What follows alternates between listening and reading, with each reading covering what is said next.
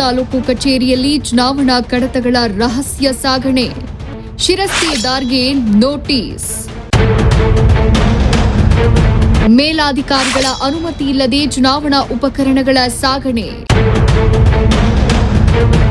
ಹಾಸನ ಜಿಲ್ಲೆಯ ಅರಕಲಗೂಡು ತಾಲೂಕು ಕಚೇರಿಯಲ್ಲಿ ಮೇಲಾಧಿಕಾರಿಗಳ ಅನುಮತಿ ಇಲ್ಲದೆ ಚುನಾವಣಾ ಶಾಖೆಯ ಕಡತಗಳು ಹಾಗೂ ಗಣಕಯಂತ್ರದ ಪರಿಕರಗಳನ್ನು ಹೊರಗೆ ಸಾಗಿಸೋ ಗಂಭೀರ ಪ್ರಕರಣ ಬೆಳಕಿಗೆ ಬಂದಿದೆ. ಈ ಸಂಬಂಧ ಹಾಸನ ತಾಲೂಕು ಕಚೇರಿಯ ಹಾಲಿ ಶಿರಸ್ತೇದಾರ್ ಸ್ವಾಮಿ ಸಿ ಅವರಿಗೆ ಕಾರಣ ಕೇಳಿ ನೋಟಿಸ್ ಜಾರಿ ಮಾಡಲಾಗಿದೆ.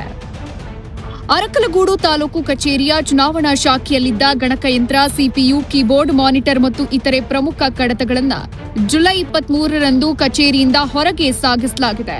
ಮೈಸೂರು ವಿಭಾಗದ ಪ್ರಾದೇಶಿಕ ಆಯುಕ್ತರ ಆದೇಶದಂತೆ ಜುಲೈ 18ರ ಅಪರಾಹ್ನವೇ ಶ್ರೀ ಸ್ವಾಮಿ ಸಿ ಅವರನ್ನ ಕರ್ತವ್ಯದಿಂದ ಬಿಡುಗಡೆಗೊಳಿಸಲಾಗಿದ್ರೂ ಸಹ ಅವರು ಹೊರಗುತ್ತಿಗೆ ನೌಕರ ರವಿಕುಮಾರ್ ಅವರೊಂದಿಗೆ ಸೇರ್ಕೊಂಡು ಕೃತ್ಯ ಎಸಗಿರೋದು ಸಿಸಿಟಿವಿ ದೃಶ್ಯದಲ್ಲಿ ಪತ್ತೆಯಾಗಿದೆ.